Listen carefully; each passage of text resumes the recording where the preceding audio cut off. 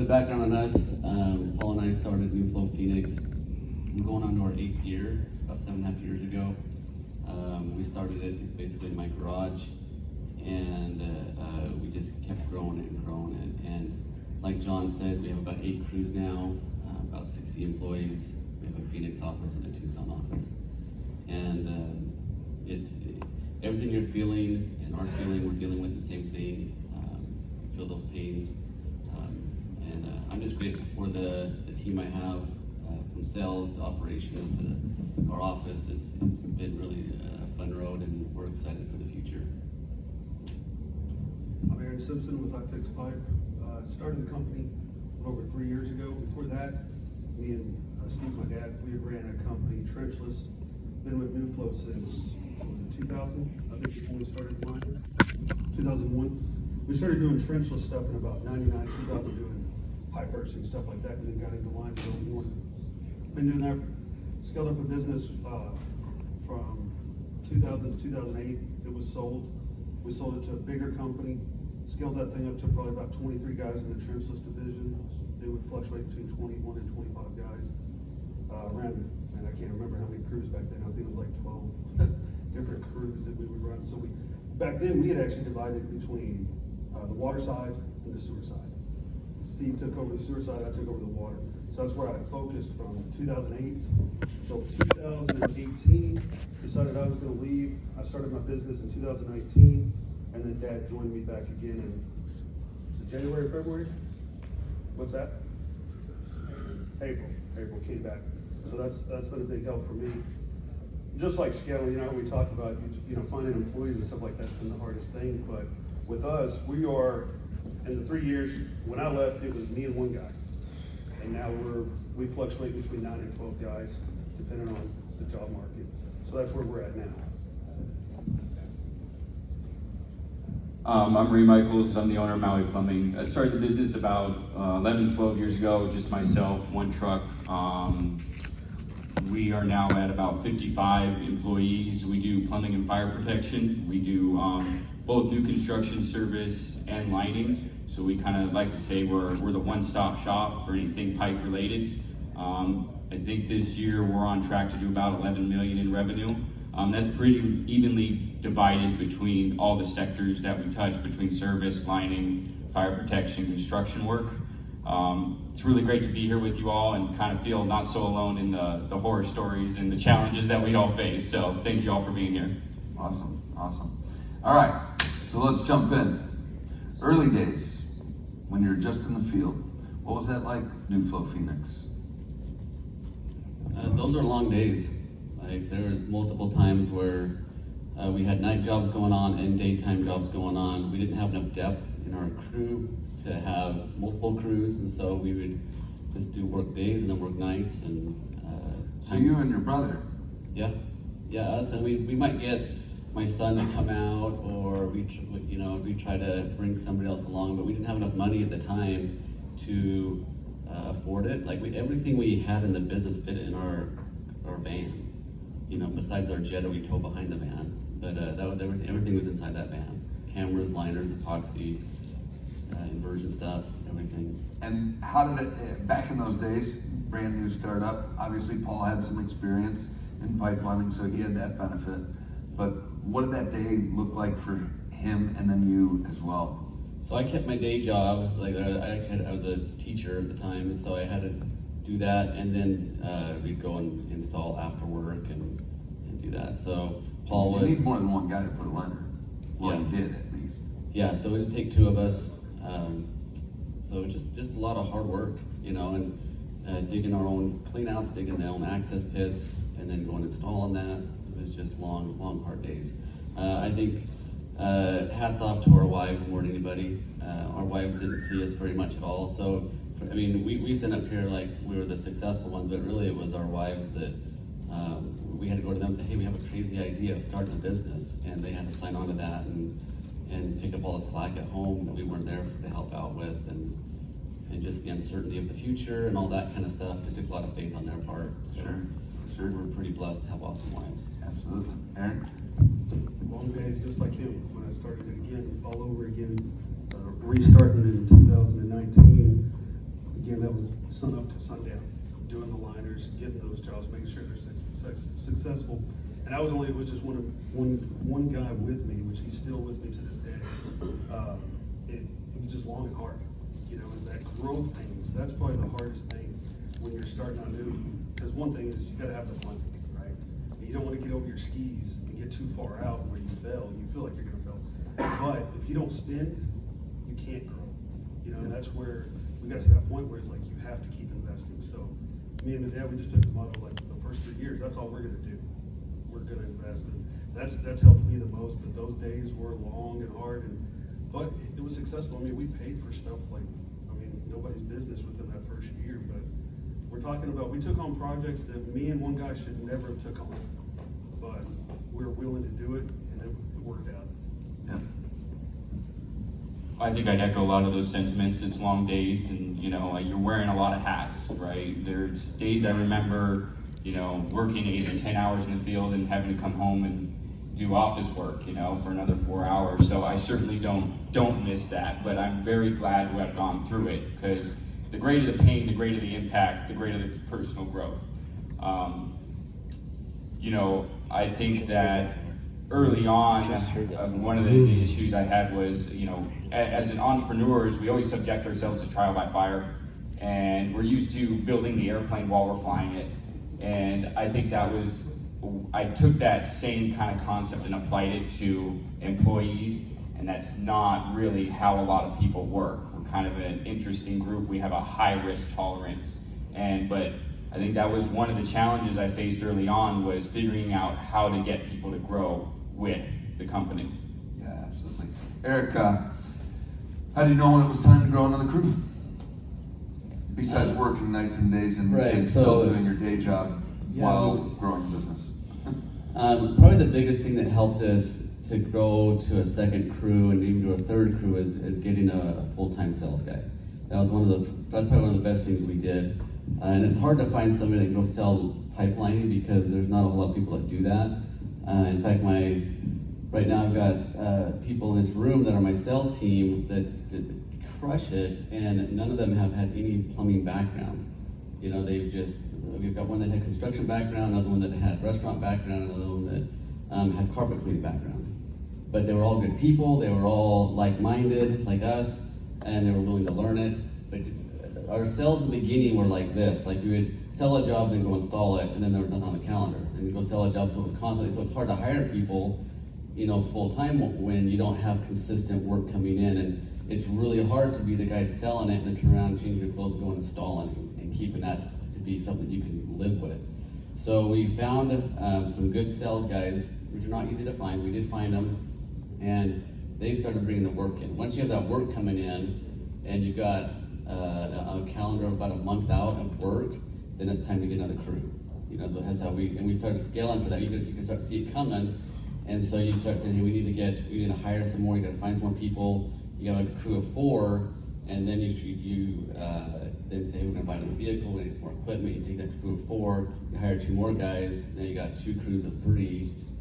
You split that crew of 4 up, and you try to go from there. And then when that calendar then gets done a month out of work, which is solid work for a month, we start looking for our 3rd crew.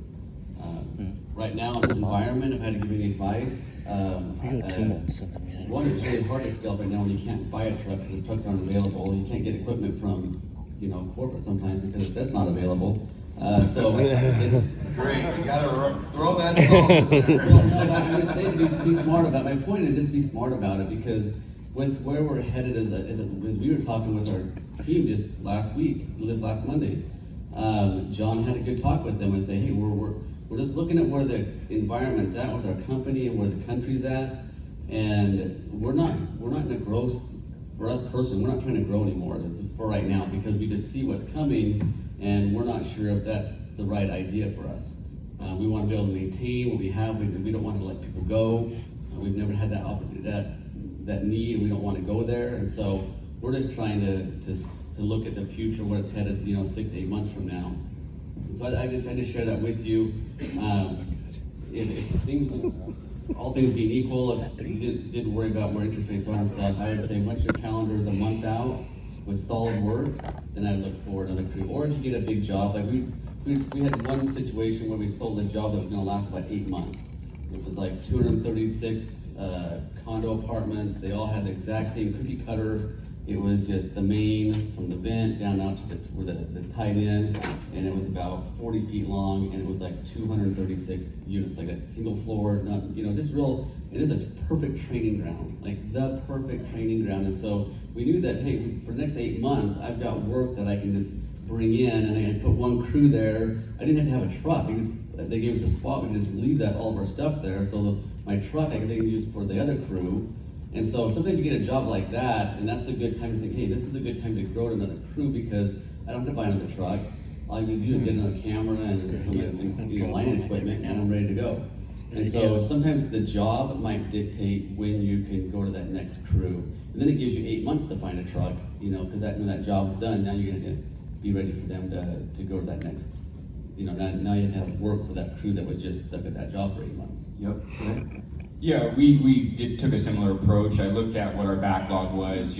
I took 3 to 4 months of a backlog. Like, I know I've got a healthy backlog of work, and we do try to focus on finding those anchor projects, right? Those 8 to 12 month long projects, because as you said, they're good training grounds, right? And they're good long-term projects, and the overhead costs for those projects are lower because you're not needing a truck. You can park a container outside.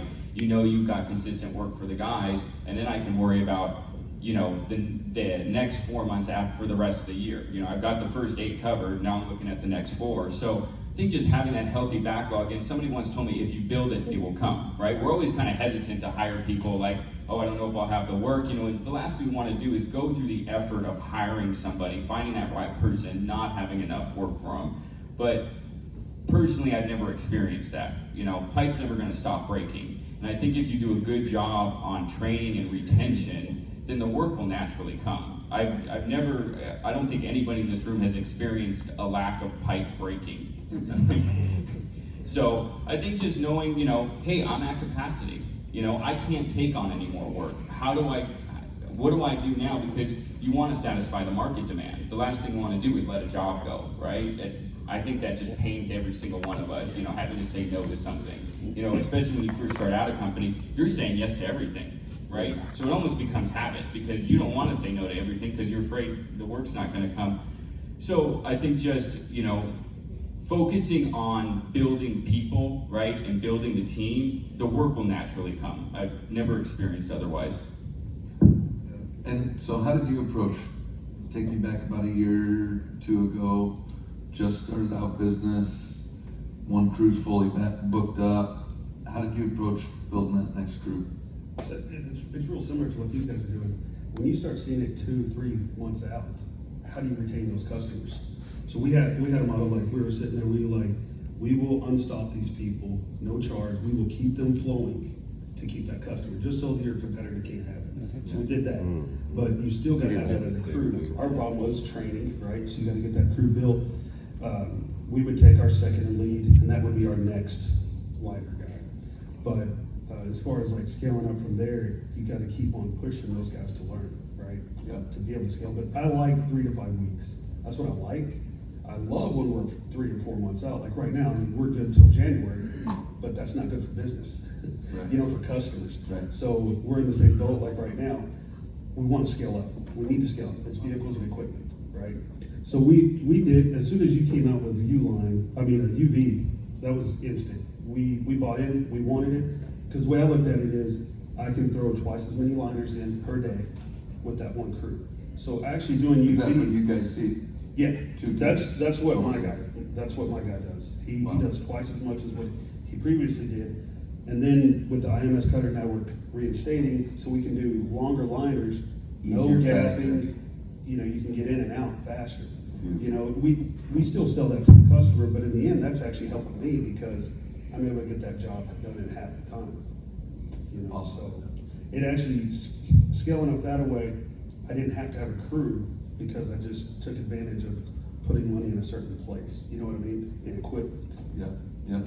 So I know, Ray, you, not right off the bat, but a year in or so, you were jumping into big scale projects and building lots of crews.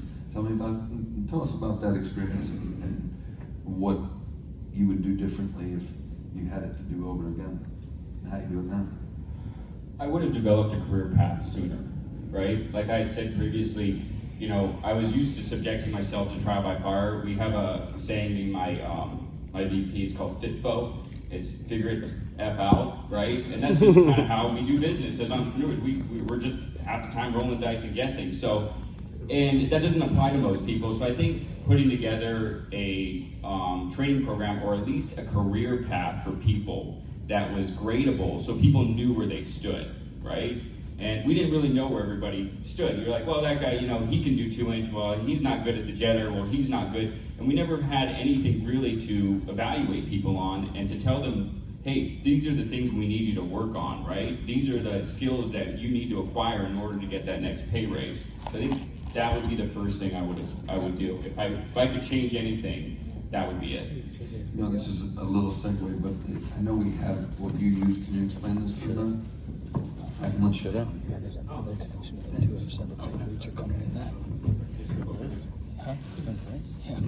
So this is just a real simple eval form, and this ties in with our performance evaluation that we'll pull up in a minute. But these are just, you know, different skill sets rating 1 through 5, right? And so we do this quarterly with employees, with our lining crew in particular. So Can you blow that up a little bit, please?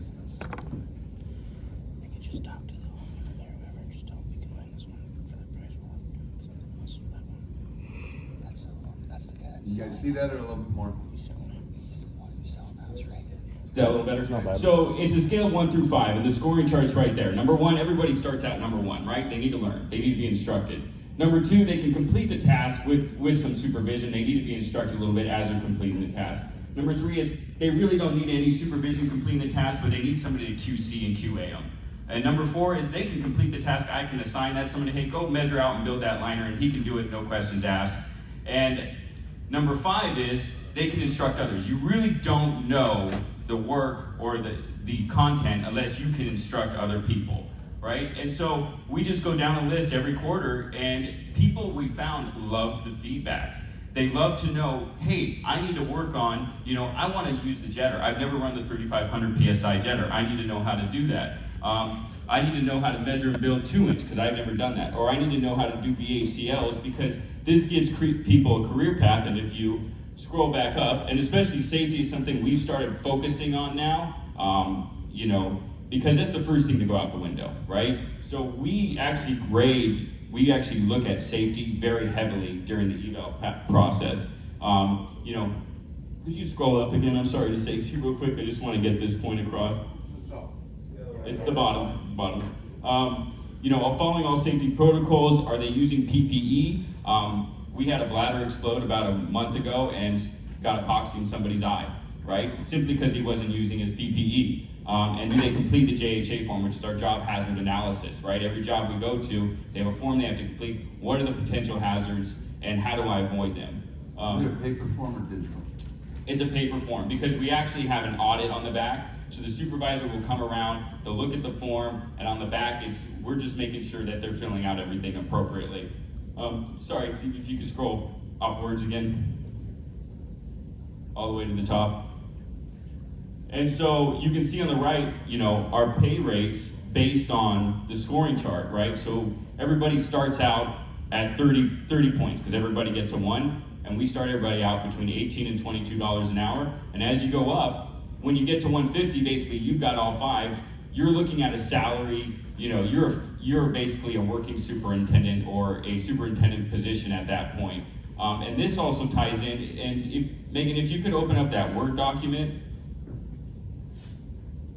So this ties in with our performance evaluation. And as Mr. Baca said, everybody should have core values, right? So our core values: integrity, openness, teamwork, knowledge of trade, and consistency of effort. This is how we hire, fire, promote, and give raises based on these core values. And as far as the organizational fit, get it, want it, have the capacity to do it, right? If any of those are a no, they're not a fit for the company, right? If you don't get it, then why are you working here? If you don't have the capacity for it, maybe we need to find you a different seat. And so we factor in, are they available? Do they adhere to policy? You know, Are they creative with finding different solutions? Are they independent? Do they take initiative? And so this all ties in together. We do both of these forms every quarter on everybody, and this is how we guide people towards developing professionally and personally. Every quarter. Every quarter. Very cool. So taking it back, what was the failure point in pipelining on your growth to scale? That where you said, whoa, gotta pull back, got too much stuff going on, got 3 crews running, stuff's chaotic in the field, I need to put something like that in place. Tell us the story. Quality was diminishing. We did a 5/1, so it's a 5-story building with a parking garage underneath. We were doing stack lining of the kitchens, and we were finding that reinstatements weren't happening, right? So we get backups. We were finding that their field reports weren't being completed. The video wasn't getting to the client, so we'd have to go back and re-video. We weren't having post-video done, and quality was starting to suffer. And clients were starting to complain, and we almost had our contract canceled because of that. So at that point, I had to step into the field and basically be field foreman to get that back up. And after that job was done, I decided, you know what, it's not worth trying to grow too fast, even though I want to say yes to every job. Saying yes to every job when you're not ready to take them all on will be detrimental to you in the long term. And it's much harder to repair those relationships afterwards. Absolutely. Any other? Yeah, I think for us it was when you start seeing your foreman come into the office and they're just like they're beat. Like you can just see it in their eyes. They're code red. And there was a couple of times we had about 3 crews, and it was the calendar's out months and months, and so a job's gonna go along. It's a big domino effect. You have upset customers. Your people are getting wore out, and so we learned that. I think for us when you start scaling up, you hit about 4 crews. Well, you hit 2 crews, I think you need to have a really good office team. When you hit that 2 crew level, it's really important to get a good office person in there that they can start running the calendar, they can start doing billing, they can start running. Because if you don't keep that part up, you're going to hit the wall pretty quick. You get 3 crews, you better have that person better be trained well enough, that office person, that they can manage all the paperwork that's required for you to get the billing out on time, for you to pay your bills, all that stuff. You get 4 crews, you're gonna need 2 office people. One's kind of doing the HR stuff, payroll, the other person's doing calendaring and just paying the bills and helping you just manage all that chaos. You hit 5 crews, and it's now you need operations manager, you need an assistant operations, you need a warehouse person, you need multiple office people. You know what I mean? So it gets really, really top heavy, really quick when you hit the 4 to 5 crew level. At least for us, is how it's been. Yeah. We've seen that. Having our Tucson office, that's where Brent is. Brent's a great one to talk to if you have time afterwards, because Brent's been down there, feet up, boots on the ground for 3 years. He built that from nobody. Phoenix is sending crews down to Tucson to now they've got 2-3 crews going, and he's just done an awesome job. And there's such a difference between Tucson and from Phoenix. Phoenix is great. John is crushing it with Phoenix, but just the level of oversight that has to happen when you have 6 crews running. All the things you were just talking about the QC and safety, and it just goes through the roof. It's just so much harder because you've got all this. You got dig crews, you have digging holes, so the lining crews can come in and do their thing, and you've got just all these moving parts. And so, I guess that little scale I just shared, that if you start hitting 2 crews, get a really good office person, 3 crews, 4 crews, you need 2 office people, and so forth going up. Aaron, I believe you approach it a little bit different. Primary lining crew, other crew cleaning. Yeah, well, we've done that just because of the supply issues on the different stuff that you have available. So what we've just switched over to is we've been descaling ahead, get them clean, and you're hoping that you don't have the massive amount of channel ride. We don't have as much as just straight up scale. Hard scale in Texas. scale. For anyone who doesn't know, scale in Texas is probably the worst scale in the nation, hands down. I've seen a lot of scale and a lot of pipes. I've cleaned on a lot of pipes or talked to guys, and Texas is very, very hard. So what we soil try, content. so what we try to do now is we sort of descaling, have them descale so that the line of crew can come behind. Because now he's not wasting any time. Plus, you get your guys at more of a routine. And I mean, you know how it is. If they know what they're doing day in and day out, they get better and better and better. And my one lining crew can outperform two of the other guys, hands down. So having those guys go into descale and actually speed up his process, I mean, it's pumped out more and more than I thought it would. You know, we had played with it, just to let you know, like, back when we had 23 guys at the other company, we had done it that way, and we had started phasing that away. And so I'm kind of just taking that old approach and bringing it over here. But I will tell you one thing that we learned from the other company is, don't be a dinosaur. And what we always learned is, and we get a kick out of it, you don't want to be a big body and little brain.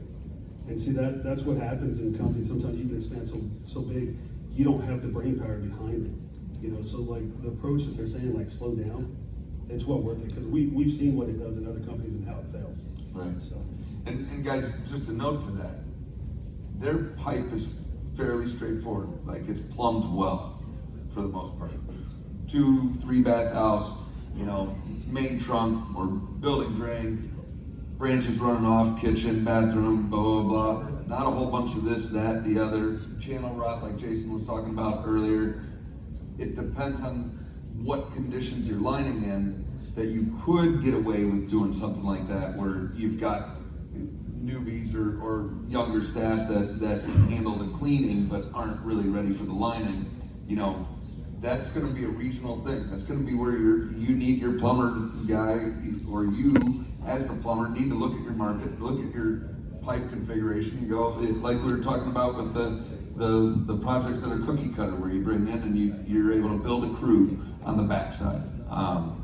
Really understand that all of this is relative to your situation, and take a look at how you can build that, and reach out to these guys, your other contractors, us. They say, hey, here's what I got, this is what I want to do, I want to go from X to Y. What do you know about that? What do you know? How, hey, you got any suggestions? Who can I talk to? Right? Reach out to your account manager, reach out to them and say, this is what I want to know, and we'll figure out how to get on a call or get the right guy for you to chat with in your situation where you're at. If I could just build off something that Eric said, kind of reinforce that point. Don't forget about your administrative staff, right? It's very important when scaling. Like now you're not managing jobs, you're managing people, right? You're managing crew, and you're managing information and data, right? Like all the data we capture, that's a lot to manage, right? All the videos are a lot to manage. And what we found is when we do the evaluation, and we had somebody that was started in lining, and we found he just didn't have the capacity to do lining work, right? It's not for everybody, it's very tough, we all know that. But what we found him a seat as what we call project engineers. And these are all the people that collect all the information, organize the job. They are the communication between us and the client.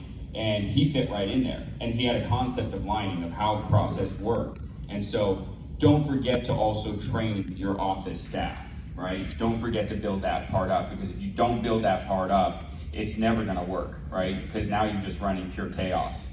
So is that, can I ask a question on that one? Is that, so you have a sales team?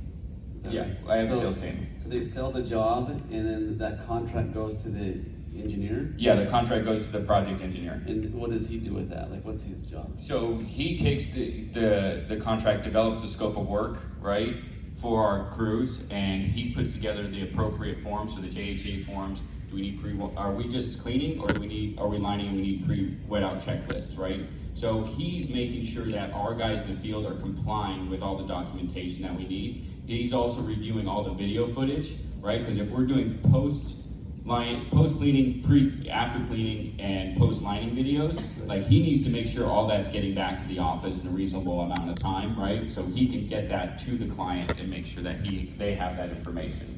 So he's basically the compliance officer and the document officer. I see. So, and how many crews is he responsible for that? Are you over all of them, or do you have more than one of those guys?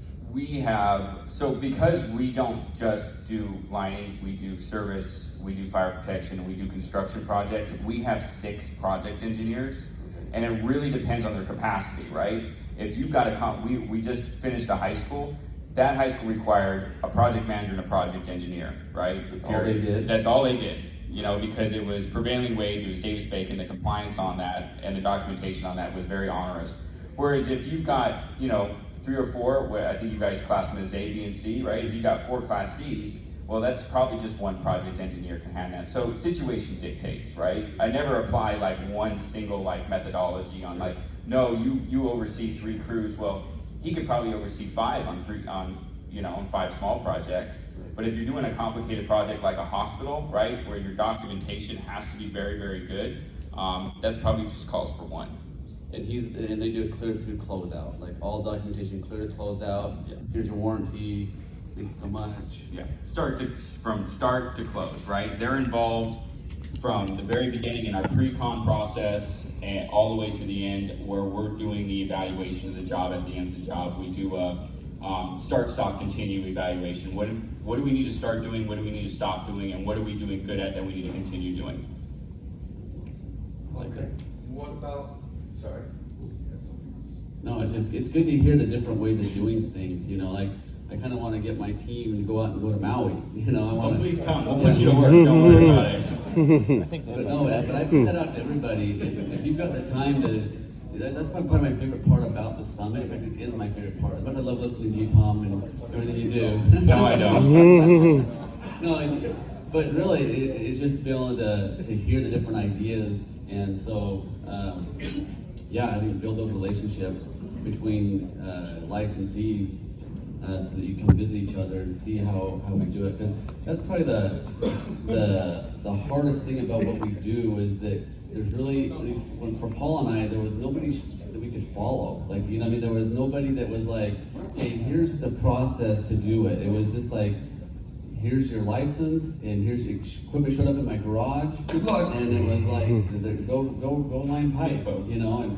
And so it's really helpful. I think that New Flow Corporate is doing a really good job of trying to create more of a structure to that to help us. But there's some, even on the office side, Andre, I should give him a second, is outstanding. I just really encourage you guys for the office side and how to run all that. That's like you said, it's everything to your company. That's what took us from having a 2 crew to be able to scale to a 6 crew, was having our office in place. Yeah, good. Any questions for our guys? Yeah, Mike? This is just for Ray, there's a lot of EOS language in there, y'all run the EOS program. Yeah, we do EOS. Thank you for pointing that out. Yeah, EOS is Entrepreneurial Operating System, and it's a way of structuring your company, of working on the business, right? Getting your leadership team to work on the business. So, we meet, we have a leadership meeting, it's an hour and a half, it's every Thursday. And what we do is we go over our quarterly goals that we establish in our quarterly strategic planning. We go over our to-dos, and then we go over any issues, right? We identify any issues, and it's an hour and a half meeting, we spend 60 minutes on issues, right? Because that's usually what we're dealing with, right? What are the issues? What do we need to start doing to solve these issues? What do we need to stop doing, and what can we continue doing that we're already doing that's going to help these issues? And then from each issue somebody gets assigned a to-do to help solve that issue. And from the to-dos, you have your quarterly rocks, right? So it's kind of like a jar of sand, or a jar, right? If you want to fill that jar up and you've got rocks and sand, what are you going to put in first, right?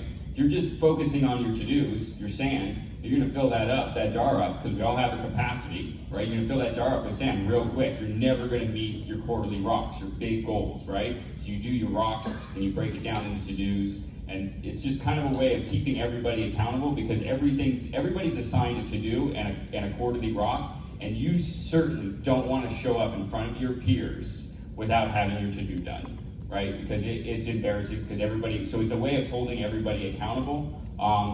There's a great book called Traction Tools. It's real short, and I highly recommend, if you're trying to scale your business, looking into EOS. So thank you for pointing that out. Others? How often are you guys having meetings with your whole company together as a team? So we have Monday morning meetings. John brings all the operations side as far as our techs all together every Monday morning, 6 a.m. He's got everybody together. John, how often do you meet just with the foreman alone?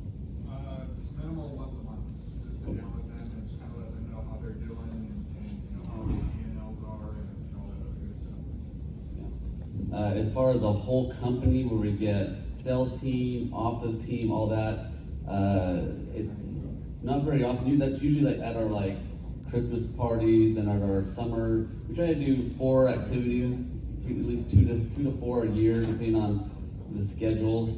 Just trying to get everybody together and just reconnect, you know, because it's easy to forget how big and how many people are affected.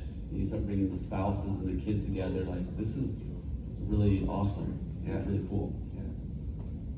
I do mine daily. I meet with my guys. I mean, every morning they come through, we talk in the mornings. We do, if they got issues, it's Fridays. It's usually what we're gonna hammer out, but I kind of do like what, Mark with Larry Plumbing is. I visit with my guys every morning, but then I go outside when they're loading up, checking on the stuff, see how it's going. Cause in the office, they're not gonna relay really what's going on. You know what I mean? It's all gonna be, everything's good because there's other guys around, right? So then you get them by their trucks, you see how it's going, you know, and if there's any issues, usually you can find out then. So that's usually how I approach it. Full company meetings, I mean, kind of like you, we just do it at our, you know, we just had our annual, you know, cookout, and that was basically everybody together. But, you know, leadership team, there's 6 of us, we meet once a week, right? And the leadership team, so we have a service coordinator, a fire protection manager, a construction superintendent, myself, our VP, and our project manager who oversees the project engineers. They meet with their teams once a week. So we have what's called an L10 meeting, our leadership 10 meeting, and then they have their L10 meetings for each and every department once a week, right? And then the field foremen are responsible for meeting with their teams once a day, going over the scope of work for the day, what we got done the previous day, what needs to get done today, how we looking on schedule, how we looking on equipment, and they go over a safety topic that day. So we do a safety topic, whatever it is. It's like, why do you wear safety glasses? Why you shouldn't drink too many energy drinks, and that kind of thing. Did you have one right before this? Well, yeah, I had too much whiskey last night, so I needed to compensate for it. So, but thanks for asking, Tom. Hey, no problem. Anyone else? Any other questions? All right, let's hear it for our guys.